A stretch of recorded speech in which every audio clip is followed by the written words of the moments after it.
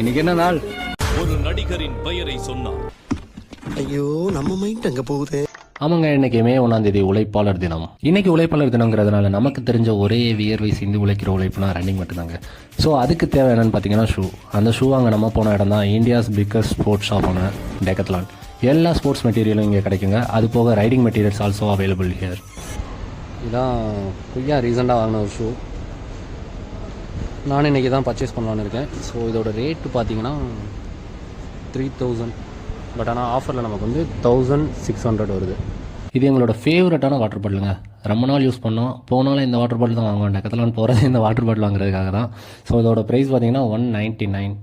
But ஆனால் இதோட offer price எவ்வளோன்னு பார்த்தீங்கன்னா 99 rupees ஒன்லி. இதான் நான் பர்ச்சேஸ் பண்ணியிருக்க டவல். இதோட ரேட் வந்து 99.